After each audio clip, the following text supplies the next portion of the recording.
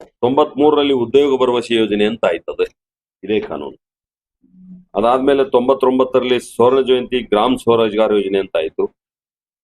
2005ರಲ್ಲಿ ಇವರೇ ಕೇವಲ ನರೇಗಾ ಅಂತ ಮಾಡಿದ್ರು, ಅಂದ್ರೆ ರಾಷ್ಟ್ರೀಯ ಗ್ರಾಮೀಣ ಉದ್ಯೋಗ ಭರವಸೆ ಕಾಯ್ದೆ ಅಂತ ಮಾಡಿದ್ರು. ಯಾವಾಗ 2009ಕ್ಕೆ ಅವ್ರಿಗೆ ಚುನಾವಣೆ ಹೋಗೋದು ನೆನಪಾತು, ಅವಾಗ ಮಹಾತ್ಮ ಗಾಂಧಿ ಹೆಸರನ್ನ ಸೇರಿಸಿದ್ರು ನರೇಗಾ. ಮಹಾತ್ಮ ಗಾಂಧಿ ಅಂದ್ರೆ ಮನ್ನರೇಗಾ ಅಂತ ಮಾಡಿದ್ರು, ರಾಷ್ಟ್ರೀಯ ಉದ್ಯೋಗ ಖಾತ್ರಿ ಯೋಜನೆ ಅಂತ ಮಾಡಿದ್ರು.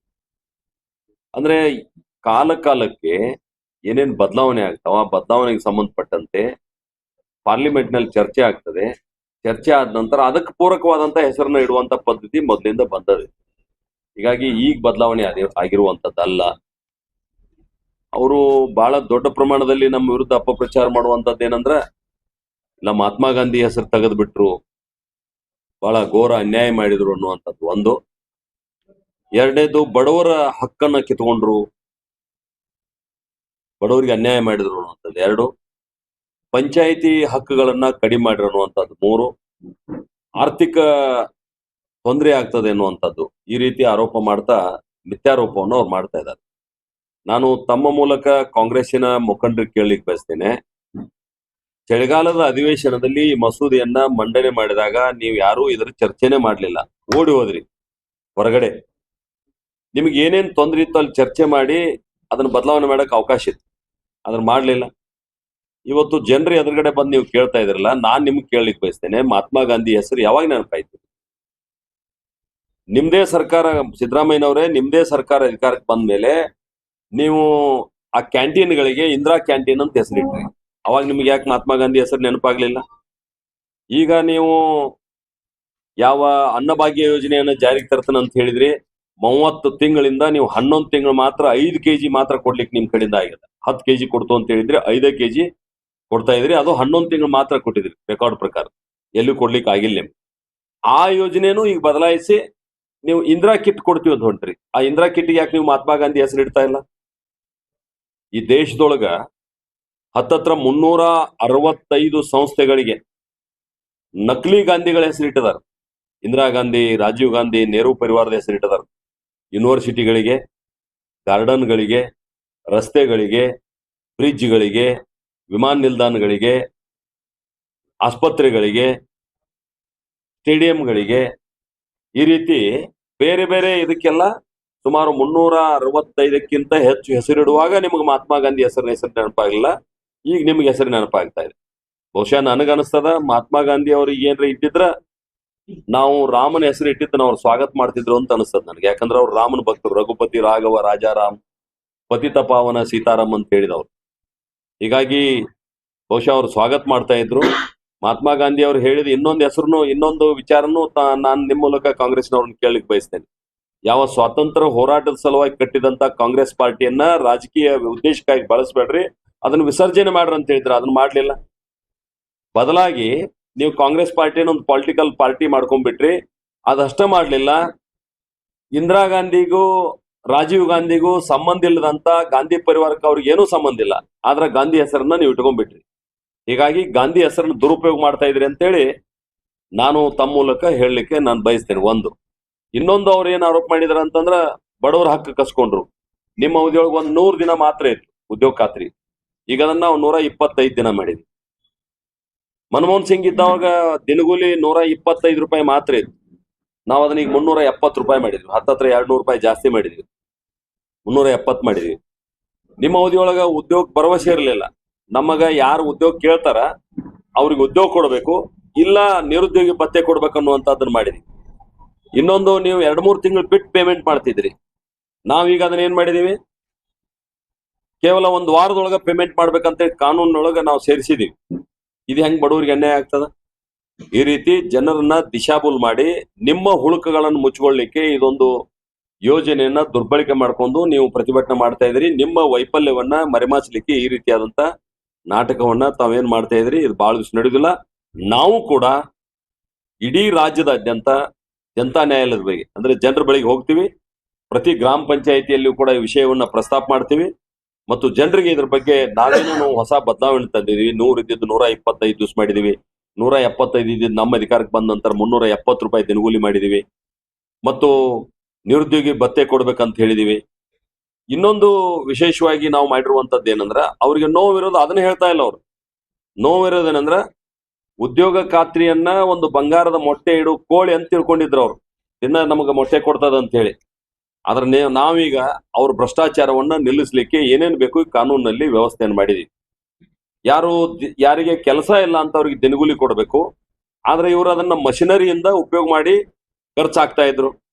ಯಾರ್ಯಾರ್ದು ಹೆಸರಲ್ಲೇ ಖರ್ಚಾಗ್ತಾ ಇದ್ರು. ರಾಜಕಾರಣಿಗಳ ಹೆಸರಲ್ಲೇ, ಸರ್ಕಾರಿ ನೌಕರಿ ಮಾಡೋರ ಹೆಸರಲ್ಲೇ, ಶಾಲೆಗೆ ಹೋಗುವಂತ ಮಕ್ಕಳ ಹೆಸರಲ್ಲೇ, ಇನ್ಕಮ್ ಟ್ಯಾಕ್ಸ್ ಕಟ್ತಕ್ಕಂಥವ್ರ ಹೆಸರಲ್ಲೇ, ಸತ್ತು ಸ್ವರ್ಗ ಸೇರಿದಂತವ್ರ ಹೆಸರಲ್ಲೇ ಈ ರೀತಿ ದುಡ್ಡನ್ನ ಅಪವ್ಯಯ ಮಾಡ್ತಾ ಇದ್ರು. ಹೀಗಾಗಿ ಅದನ್ನ ನಿಲ್ಲಿಸುವಂತ AI ತಂತ್ರಜ್ಞಾನ ಉಪಯೋಗ ಮಾಡ್ತಿದೀವಿ. ಮತ್ತು ಗತಿಶಕ್ತಿ ಜೊತೆ ಇದನ್ನು ಜೋಡಿಸಿದೀವಿ. ಅಂದ್ರೆ ಓವರ್ಲ್ಯಾಪ್ ಆಗುವಂಗಿಲ್ಲ ಎಲ್ಲೂ ಕೆಲಸಗಳು. ಅದು ಜಿಲ್ಲಾ ಪಂಚಾಯತಿಂದನೂ ಅದೇ ರಸ್ತೆ ಆಯ್ತು, ಉದ್ಯೋಗ ಖಾತ್ರಿಯಿಂದನೂ ಅದೇ ರಸ್ತೆ ಆಯ್ತು, ಅಥವಾ ಇನ್ಯಾವುದೋ ಯೋಜನೆಯಿಂದ ಅದೇ ರಸ್ತೆ ಆಯ್ತು. ಓವರ್ಲ್ಯಾಪ್ ಆಗದಂತೆ, ಅಂದ್ರೆ ಮರು ಕೆಲಸ ಇನ್ನೊಂದು ಇಲಾಖೆಯಿಂದ ಆಗದಂತೆ ಗತಿಶಕ್ತಿ ಜೊತೆ ಜೋಡಿಸಿದ್ರಿಂದ ಅವರಿಗೆ ನೋವಾಗ್ಯದ. ಮತ್ತು ಇದು ಯಾವ ಭ್ರಷ್ಟಾಚಾರ ಮಾಡ್ಲಿಕ್ಕೆ ನಾವೇನು ಅವಕಾಶ ಕೊಡುದಿಲ್ಲ ಅಂತ ಗೊತ್ತಾಗ್ಯದ. ಅದರಿಂದ ಅವ್ರಿಗೆ ನೋವಾಗ್ಯದ. ಮತ್ತೆ ಇಲ್ಲಿ ತನಕ ನಾವು 10% ಮಾತ್ರ ರಾಜ್ಯ ಸರ್ಕಾರ ತುಂಬಬೇಕಂತ ಹೇಳ್ತಾ ಇದ್ದೀವಿ. ಈ ಯೋಜನೆಗೆ ಇನ್ನು ಮುಂದಿನ ದಿನಗಳಲ್ಲಿ 40% ರಾಜ್ಯ ಸರ್ಕಾರ ಸೇರಿರ್ತದ, 60% ಕೇಂದ್ರ ಸರ್ಕಾರ ಸೇರಿರ್ತದ ಅನ್ನುವಂಥದ್ದು ಕೂಡ ಅವ್ರಿಗೆ ನೋವಾಗಿದೆ. ಯಾಕಂದ್ರೆ ಸರ್ಕಾರ ಇವತ್ತು ಗತಿಗೆಟ್ಟೋಗಿದೆ, ಆರ್ಥಿಕವಾಗಿ ದಿಕ್ಕೆಟ್ಟೋಗಿದೆ. ಹೀಗಾಗಿ ಅವರಿಗೆ 40% ಕೂಡ ದುಡ್ಡು ತುಂಬಲಿಕ್ಕೆ ಸಾಧ್ಯ ಇಲ್ಲ. ಹೀಗಾಗಿ ಇವತ್ತು ಅವರು ಸಂಘರ್ಷದ ಹಾದಿಯನ್ನು ಹಿಡಿದಿದ್ದಾರೆ. ನಾನು ಮಾನ್ಯ ಮುಖ್ಯಮಂತ್ರಿಗಳಿಗೆ ವಿನಂತಿ ಮಾಡ್ತೇನೆ, ಕರ್ನಾಟಕ ಸೌಹಾರ್ದತೆಗೆ ಹೆಸರಾದಂತ ನಾಡು. ನೀವು ಕೇವಲ ಈ ಯೋಜನೆಯನ್ನ ವಿರೋಧ ಮಾಡ್ಲಿಕ್ಕೆ ವಿಧಾನಸಭಾ ಅಧಿವೇಶನ ಕರಿತಾ ಇದ್ದೀರಿ. ಯಾವ ರೀತಿ ಪಶ್ಚಿಮ ಬಂಗಾಳದ ಸರ್ಕಾರ ಕೇಂದ್ರ ಸರ್ಕಾರದ ಯೋಜನೆಯನ್ನ ಬಳಸಿಕೊಳ್ಳಲು ಸಂಪೂರ್ಣ ವಿಫಲ ಆಗಿದೆ, ಅದೇ ದಿಕ್ಕಿನೊಳಗೆ ನೀವು ಕೂಡ ಹೊರಟಿದ್ದೀರಿ. ಈ ರೀತಿ ಒಕ್ಕೂಟ ವ್ಯವಸ್ಥೆಯಲ್ಲಿ ಕೇಂದ್ರ ಸರ್ಕಾರದ ವಿರುದ್ಧ ಸಂಘರ್ಷಕ್ಕಿಳಿಯೋದ್ರಿಂದ ರಾಜ್ಯದ ಜನರಿಗೆ ಇದರಿಂದ ಅನ್ಯಾಯ ಆಗ್ತದ. ದಯವಿಟ್ಟು ಈ ರೀತಿ ಸಂಘರ್ಷ ಮಾಡೋದು ಬಿಟ್ಟು ನೀವು ಕೊಟ್ಟಂತ ಯೋಜನೆಗಳನ್ನ ಸದ್ಬಳಕೆ ಮಾಡ್ಕೋಬೇಕಂತ ಹೇಳಿ ತಮ್ಮ ಮೂಲಕ ನಾನು ವಿನಂತಿಯನ್ನು ಮಾಡ್ತೇನೆ. ಮತ್ತು ನಾವು ಕೂಡ ಇಷ್ಟಕ್ಕೆ ಬಿಡೋದಿಲ್ಲ. ನೀವು ಹೆಂಗ್ ಜನರ ಬಳಿಗೆ ಹೋಗ್ತೀವಿ ಅಂತ ಹೇಳ್ತೀರಿ, ನಾವು ಕೂಡ ಜನರ ಬಳಿಗೆ ಹೋಗ್ತೀವಿ. ಒಳ್ಳೆಯ ಅಂಶಗಳನ್ನ ಜನರಿಗೆ ತಿಳಿಸ್ಲಿಕ್ಕೆ ನಾವು ಪ್ರಯತ್ನ ಮಾಡ್ತೀವಿ ಅಂತ ಹೇಳಿ ತಮ್ಮ ಮೂಲಕ ನಾನು ಜಿಲ್ಲೆಯ ಜನರಿಗೆ ಮತ್ತು ಕಾಂಗ್ರೆಸ್ ಪಕ್ಷದ ಮುಖಂಡರಿಗೆ ತಿಳಿಸ್ಲಿಕ್ಕೆ ನಾನು ಬಯಸ್ತಾ. ಯಾವುದೇ ಒಂದು ಕೆಲಸ ಹೊಸ ತಗೋಬೇಕಂದ್ರೆ ಅದನ್ನ ಅಧ್ಯಯನ ಮಾಡ್ಬೇಕಾಗ್ತದ, ಪರಿಶೀಲನೆ ಮಾಡ್ಬೇಕಾಗ್ತದ. ಸಮಿತಿಗಳು, ಸ್ಟ್ಯಾಂಡಿಂಗ್ ಕಮಿಟಿ ಇದಾವ. ಸ್ಟ್ಯಾಂಡಿಂಗ್ ಕಮಿಟಿಯಾಗಿ ನಾವು ಚರ್ಚೆ ಮಾಡ್ತೀವಿ. ಮತ್ತು ಅದಾದ್ಮೇಲೆ ಪಾರ್ಲಿಮೆಂಟಿಗೆ ಬರ್ತದ. ಏಕಾಏಕಿ ಬಂದ್ ಕೂಡಲೇ ಆಗೋದಿಲ್ಲ. ಈಗೂ ಕೂಡ ನಾವು ಕಳೆದ ಡಿಸೆಂಬರ್ನ ಚಳಿಗಾಲದ ಅಧಿವೇಶನದಲ್ಲಿ ಈ ಮಸೂದೆಯನ್ನ ಪಾಸ್ ಮಾಡಿದ್ರು ಕೂಡ ತಕ್ಷಣ ಜಾರಿಗೆ ಬರುವುದಿಲ್ಲ. 6 ತಿಂಗಳ ಅವಕಾಶ ಕೊಟ್ಟಿದೀವಿ. ಯಾವ ಹಿಂದಿನ ಯೋಜನೆ ಇತ್ತು ಆ ಹಿಂದಿನ ಯೋಜನೆಯನ್ನ ಮುಂದುವರಿಸಲಿಕ್ಕೆ 6 ತಿಂಗಳ ಅವಕಾಶ ಕೊಟ್ಟಿದೀವಿ. ಅದೆಲ್ಲ ಒಂದು ಟ್ರ್ಯಾಕ್ ಮೇಲೆ ಬಂದ ಮೇಲೆ 6 ತಿಂಗಳ ನಂತರ ಈ ಯೋಜನೆ ಜಾರಿಗೆ ಬರ್ತದೆ. ತಕ್ಷಣಕ್ಕೆ ಯಾವುದು ಬರುವುದಿಲ್ಲ. ನಂಬರ್ 1. ನಂಬರ್ 2, ನಾವು ಉದ್ದೇಶಪೂರ್ವಕ ರಾಮನ ಹೆಸರನ್ನ ಇಡ್ಲಿಲ್ಲ. 2047 ಈ ದೇಶ ಸ್ವಾತಂತ್ರ್ಯ ಸಿಕ್ಕು 100 ವರ್ಷ ಆಗ್ತದೆ. ನಾವು ಭಾರತ ವಿಕಸಿತ ಆಗ್ಬೇಕನ್ನುವಂತ ಕಲ್ಪನೆ ಇಟ್ಕೊಂಡು ಕೆಲಸ ಮಾಡ್ತೀವಿ. ಹೀಗಾಗಿ ವಿಕಸಿತ ಭಾರತದ ಕಲ್ಪನೆಯನ್ನ ಕೊಡುವಂತ ಅಂಶಗಳನ್ನ ಇದರಲ್ಲಿ ಸೇರಿಸಿರೋದ್ರಿಂದ ಅದಕ್ಕೆ ವಿಕಸಿತ ಭಾರತ ಅಂತ ಹೇಳಿದ್ವಿ. ಅದಕ್ಕೆ ವಿಬಿ ಬಂತು. ಅದಕ್ಕೆ ಇನ್ನೊಂದು ಏನ್ ಹೇಳಿದೀವಿ, guarantee for Rozgar and Ajeevika mission ಅಂತ ಹೇಳಿದೀವಿ. ಆ ಗ್ಯಾರಂಟಿಗೆ ಜಿ ಬಂತು, ರೋಜ್ಗಾರ್ಗೆ ಆರ್ ಬಂತು, ಆಜೀವಿಕಾಗೆ ಎ ಬಂತು, ಮಿಷನ್ಗೆ ಎಂ ಬಂತು, ಗ್ರಾಮೀಣಿಗೆ ಜಿ ಬಂತು. ಹೀಗಾಗಿ ಆ ಒಂದೊಂದು ಅಕ್ಷರಗಳನ್ನು ನಾವು ತೆಗೆದಾಗ ಸಹಜವಾಗಿ ನಿಕ್ನೇಮ್ ಆಗ್ತದ. ಅವ್ರಿಗೆ ಕಾಂಗ್ರೆಸ್ನವ್ರಿಗೆ ಏನಾಗಿಬಿಟ್ಟದ, ರಾಮ ಬಂದ್ ಕೂಡಲೇ ಬೆಂಕಿ ಎತ್ಬಿಟ್ಟದವ್ರಿಗೆ, ಬೇರೆ ಏನಿಲ್ಲ. ಯಾವಾಗ ಈ ಉದ್ಯೋಗ ಖಾತ್ರಿ ಯೋಜನೆಯನ್ನ ತೆಗೆದ ರಾಮ ಅಂತ ಹೇಳಿದೀವಿ, ಅದು ಬೆಂಕಿ ಎತ್ಬಿಟ್ಟದ. ನಾವೇನ್ ರಾಮ ಅಂತ ಇಡ್ಬೇಕಂತಿಲ್ಲ. Viksit Bharat, guarantee for Rozgar and Ajeevika mission Gramin ಅಂತ ಹೇಳಿದೀವಿ. ಹೀಗಾಗಿ ಅದರ ನಿಕ್ನೇಮ್ ಜಿ ರಾಮ್ ಜಿ ಬಂತದ. ಅದಕ್ಕೆ ಅವ್ರಿಗೆ ಬೆಂಕಿ ಎತ್ಬಿಟ್ಟದ. ನಾನ್ ಕೇಳ್ತೀನಿ, ಈ ಅಂಶದಲ್ಲಿ, ಈ ಕಾನೂನಿನಲ್ಲಿ ಯಾವ ಒಳ್ಳೆಯ ಅಂಶಗಳನ್ನು ಸೇರಿಸಿದೀವಿ ಅದ್ರ ಬಗ್ಗೆ ನೀವು ಬಹಿರಂಗವಾಗಿ ಚರ್ಚೆಗೆ ಬರ್ರಿ. ಒಂದೇ ವೇದಿಕೆ ಮೇಲೆ ನಾವು ಚರ್ಚೆ ಮಾಡ್ಲಿಕ್ಕೆ ರೆಡಿ ಇದೀವಿ. ಅದಕ್ಕೆ ಪಾರ್ಲಿಮೆಂಟ್ ಇತ್ತು ನಿಮ್ಗೆ ಚರ್ಚೆ ಮಾಡ್ಲಿಕ್ಕೆ, ಅದನ್ನ ದುರುಪಯೋಗ ಪಡಿಸ್ಕೊಂಡ್ರಿ. ಯಾವತ್ತೂ ನೀವು ಅಲ್ಲಿ ಕುಂತ್ ಚರ್ಚೆ ಮಾಡ್ಲಿಲ್ಲ. ಅದನ್ನ ಬಂದು ಈಗ ಜನರಿಗೆ 101 ಸುಳ್ಳನ್ನ 100 ಬಾರಿ ಹೇಳೋದ್ರ ಮುಖಾಂತರ ಅದು ಸತ್ಯ ಅಂತ ಏನ್ ಸಾಧನೆ ಮಾಡಿಕೊಂಡಿದ್ರಿ, ಅದನ್ನ ತಡೆಯುವಂತ ಶಕ್ತಿ ನಮ್ಮ ಕಾರ್ಯಕರ್ತರಿಗಿದೆ. ನಾವು ಜನರ ಬಳಿಗೆ ಹೋಗ್ತೀವಿ. ನಾನು ಅದನ್ನ ನಿಮ್ಗೆ ಉದಾಹರಣೆ ಕೊಟ್ಲ. 19 ಅಲ್ಲ, ನಾನ್ ನೋಡ್ರಿ, ಇವತ್ತು ಹೆಸರು ನಾವು ಬದಲು ಮಾಡಿದ್ದಲ್ಲ. ಜವಾಹರ್ ರೋಜ್ಗಾರ್ ಯೋಜನೆ ಇತ್ತು, ಯಾರು ಬದಲು ಮಾಡ್ರು? ಕೂಲಿಗಾಗಿ ಯಾವಾಗ ಮಸೂದೆಗಳ ಅಂಶ ಸೇರ್ಪಡೆ ಆಗ್ತಾವ ಆ ಕಾಲಕ್ಕೆ ತಕ್ಕಂಗ ಮಸೂದೆಯಲ್ಲಿ ಇರ್ತಕ್ಕಂಥ ಅಂಶಗಳನ್ನ ಉಲ್ಲೇಖ ಮಾಡ್ತಕ್ಕಂಥ ಹೆಸರು ಸಹಜವಾಗಿ ಮ್ಯಾಲ್ ಬರ್ತದ. ನೀವ್ ಯಾವ್ದೋ ಒಂದು ಕಾದಂಬರಿ ಬರೀತಾರೆ ಅಂತ ಇಟ್ಕೊಡ್ರಿ, ಆ ಕಾದಂಬರಿಯ ಒಟ್ಟು ಹೂರ್ನ ಎದ್ರೊಳಗೆ ಬರ್ತದ, ಟೈಟಲ್ದಾಗ ಬರ್ತದ. ಹೀಗಾಗಿ ಯಾವುದೇ ಮಸೂದೆಯೊಳಗ ಏನೇನ್ ಅಂಶಗಳು ಸೇರ್ತಾವ ಆ ಟೈಟಲ್ ಹೆಸರು ಅಲ್ಲಿ ಬರ್ತದ, ಬಂದಾಗ ಈ ಹೆಸರು ಬಂದದ.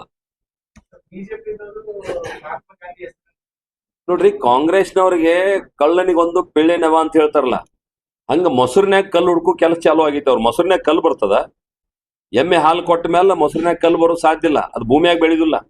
ಹೀಗಾಗಿ ಒಲ್ಲದ ಗಂಟಕ್ಕೆ ಮೊಸರಿನ್ಯಾಗ ಕಲ್ಲು ಬಂದದ. ಹಿಂಗಾಗಿ ಅವ್ರು ತಪ್ಪ ಹೇಳ್ಕೊತ ಹೊಂಟಿದಾರ.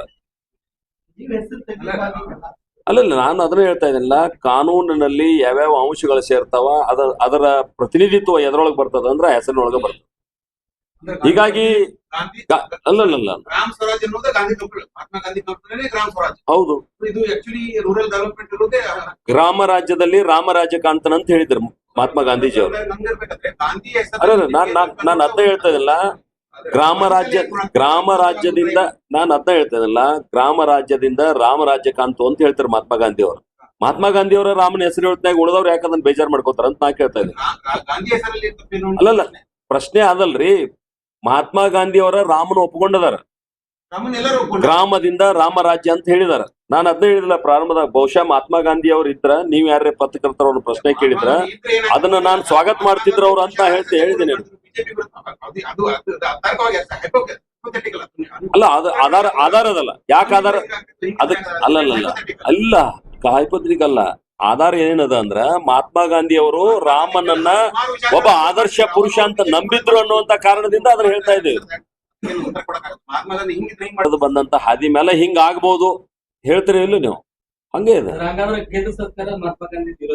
ವಿರೋಧಿ ಅಲ್ಲ. ಮಹಾತ್ಮ ಗಾಂಧಿ ಅವ್ರನ್ನ ನಾವು ಪ್ರೀತಿ ಮಾಡಿದಷ್ಟು ಕಾಂಗ್ರೆಸ್ನವ್ರ ಪ್ರೀತಿ ಮಾಡ್ಲಿಕ್ಕೆ ಸಾಧ್ಯನೇ ಇಲ್ಲ. ಮಹಾತ್ಮ ಗಾಂಧಿಯ ಆಚಾರ ವಿಚಾರಗಳನ್ನ ನಮ್ಮ ಆಡಳಿತ ವ್ಯವಸ್ಥೆಯಲ್ಲಿ ಜಾರಿಗೆ ತಂದಂತ ಮೊದಲನೇ ಸರ್ಕಾರ ನಮ್ಮ. ಅರೆ, ಹೆಸರಿನೊಳಗೆ ಏನಿಲ್ರಿ ಇದು.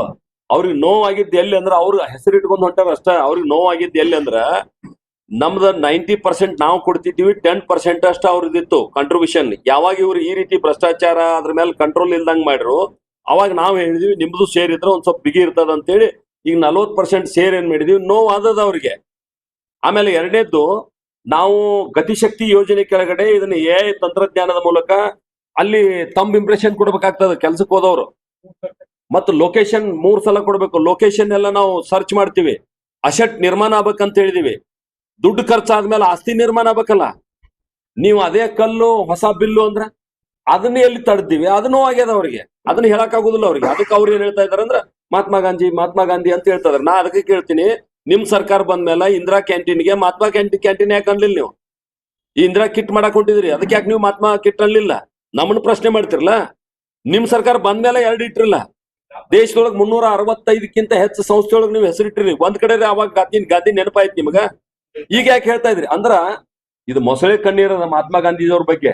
ಮಹಾತ್ಮ ಗಾಂಧೀಜಿಯವರ ಕಲ್ಪನೆಯನ್ನ ನಿಜವಾಗಿ ಸಾಕಾರ ಮಾಡ್ತಕ್ಕಂಥದ್ದು ಯಾರ್ದಾರ? ಸನ್ಮಾನ್ಯ ನರೇಂದ್ರ ಮೋದಿ ಅವ್ರದದ. ನಾವು ಬಡತನ ರೇಖೆಗಿಂತ ಮೇಲೆತ್ತು ಅಂತ ಹೇಳಿದ್ರು ಅವರು. ಗರೀಬಿ ಹಠಾವ್ ಅಂತ ಹೇಳಿದ್ರು. ಬಡತನ ಹೆಚ್ಚಾಯ್ತು, ಕಡಿಮೆ ಆಗ್ಲಿಲ್ಲ. 25% ಬಡತನ ರೇಖೆಯಿಂದ ಜನರನ್ನ ನಾವು ಇತ್ತೀಚೆಗೆ ಹೊರಗೆ ತಂದಿದೀವಿ. ಎಕನಾಮಿಕ್ ಸರ್ವೆ ಹೇಳಿದ, ನೀವು ಓದಿದಿರಿ ಎಲ್ಲ, ನೀವ ರಿಪೋರ್ಟ್ ಮಾಡಿದಿರಿ. ಯಾಕಾಗ್ಲಿಲ್ಲ ಅವ್ರಿಗೆ? ಮಹಾತ್ಮ ಗಾಂಧೀಜಿಯವರ ಸ್ವಚ್ಛ ಭಾರತ್ ಕಲ್ಪನೆ ಜಾರಿಗೆ ತಂದವ್ರು ನಾವು ಅದೀವಿ. ಇಷ್ಟು ವರ್ಷ ಯಾಕೆ ಮಾಡಕ್ ಆಗ್ಲಿಲ್ಲ ಅವ್ರಿಗೆ? ಈ ರೀತಿ ಮಹಾತ್ಮ ಗಾಂಧೀಜಿನ ಕೇವಲ ವೋಟ್ ಬ್ಯಾಂಕ್ ಮಾಡ್ಕೊಳಕ್ ಅವ್ರು ಪ್ರಯತ್ನ ಮಾಡ್ತಾ ಇದಾರ. ಮಹಾತ್ಮ ಗಾಂಧಿ ವಿಚಾರಗಳನ್ನ ಜಾರಿಗೆ ತರುವಂತ ಪ್ರಯತ್ನ ನಮ್ ಪಾರ್ಟಿ ಮಾಡ್ತಾ ಇದೆ. ಯಾರು ಇಡ್ತಾರ? ಇಲ್ಲ ನೋಡ್ರಿ, ರಾಜ್ಯ ಸರ್ಕಾರದ ಜವಾಬ್ದಾರಿಯನ್ನ ಅವ್ರು ಏನ್ ಮಾಡ್ಬೇಕು ಅದನ್ನ ಮಾಡ್ಲಿ. ಆದ್ರೆ ನೀವು ಇದನ್ನ ಮಾಡಿದಕ್ಕಾಗಿ ಇಡಾತಿರಲ್ಲ, ನಿಮ್ದೇನಿದು? ನಾವು ಕಾನೂನು ಮಾಡಿದ್ವು ಅಂತ ನೀವ್ ಇಡಾತ್ರಿ. ಹಂಗಾರೆ ನಿಮ್ಗೆ ಯಾಕೆ ನೆನಪಾಗ್ಲಿ ಇಡುದು ಸರ್? ನಿಮ್ಗಂದ್ರೆ ಒಳ್ಳೆ ಉದ್ದೇಶ ಇತ್ತಂದ್ರ ನೀವ್ ಎಷ್ಟು ವರ್ಷ ಆಯ್ತು ಅಧಿಕಾರದಾಗಿತ್ತು? ನೀವ್ ಯಾಕೆ ಇಡ್ಲಿಲ್ಲ? ಅಂದ್ರೆ ದ್ವೇಷ ರಾಜಕಾರಣ ಮಾಡಕ್ ಹೊಂಟ್ರಿ ನೀವು. ಒಕ್ಕೂಟ ವ್ಯವಸ್ಥೆ ಒಳಗ ಕೇಂದ್ರ ಸರ್ಕಾರದ ವಿರುದ್ಧ ನೀವು ಯಾವಾಗ ಪ್ರತಿಭಟನೆ ಮಾಡ್ತೀರಿ, ಅದ್ರ ಪರಿಣಾಮ ನೇರವಾಗಿ ಜನರ ಮೇಲೆ ಆಗ್ತದ. ಈಗ ಪಶ್ಚಿಮ ಬಂಗಾಳದಾಗ ಕಿಸಾನ್ ಸಮ್ಮಾನ್ ನಿಧಿ ನಾ ಜಾರಿಗೆ ತರೋದಿಲ್ಲ, ನನಗೆ ದುಡ್ಡು ಕೊಡ್ರಿ ಅಂತ ಹೇಳಿದ್ರು. ಕಿಸಾನ್ ಸಮ್ಮಾನ್ ನಿಧಿ ಕೇಂದ್ರ ಸರ್ಕಾರ ಯೋಜನೆ. ನುಕ್ಸಾನ್ ಯಾರಿಗಾಯ್ತು? ಜನರಿಗಾಯ್ತು. ಇವತ್ ನೀವು ಒಕ್ಕೂಟ ವ್ಯವಸ್ಥೆ ಒಳಗೆ ಅದಿರಿ ಅನ್ನೋದು ನೆನಪಿಟ್ಕೊಂಡು ಕೆಲಸ ಮಾಡ್ಬೇಕಲ್ಲ. ನೀವು ವಿಧಾನಮಂಡಲ ಅಧಿವೇಶನ ಕರೆದು ನೀವು ಪ್ರತಿಭಟನೆ ಮಾಡಕ್ ಹೊಂಟಿದ್ರಿ. ರಾಜ್ಯಪಾಲರ ಕಡೆಯಿಂದ ಕೇಂದ್ರ ಸರ್ಕಾರದ ವಿರುದ್ಧ ಆರೋಪ ಮಾಡಕ್ ಹೊಂಟಿದ್ರಿ. ಸಾಧ್ಯದ ಅದು ಅದೇ ಆರೋಪ ಮಾಡ್ತಾರೆ ಒಕ್ಕೂಟ ವ್ಯವಸ್ಥೆಯಲ್ಲಿ ಕೇಂದ್ರ ಸರ್ಕಾರ ರಾಜ್ಯ ಸರ್ಕಾರಗಳಿಗೆ ನಡೆಸಲಿಕ್ಕೆ ಅವ್ರು ದುರುಪಯೋಗ ತಗೋತಾ ಇದ್ದಾರೆ. ಗವರ್ನರ್ ನ್ಯೂಟ್ರಲ್ ಹೌದು. ಹೌದು. ಪ್ರಶ್ನೆ ಇಲ್ಲ. ಅವ್ರ ಪಕ್ಷಾತೀತ ಅವ್ರು ನೋಡ್ರಿ, ಪಕ್ಷದ ಸಾಮಾನ್ಯ ಸದಸ್ಯತ್ವಕ್ಕೆ ತಾವರ್ ಚಂದ್ ಗೆಹ್ಲೋಟ್ ಅವ್ರು ರಾಜೀನಾಮೆ ಕೊಟ್ಟ ಇಲ್ಲಿ ರಾಜ್ಯಪಾಲರಾಗಿದ್ದಾರೆ. ಹಾ, ಟೆಕ್ನಿಕಲ್ ಅಲ್ಲ, ಕೆಲಸನೂ ಸರಿಯಾಗಿ ಮಾಡ್ತಾ ಇದಾರೆ. ಸ್ಪೀಕರ್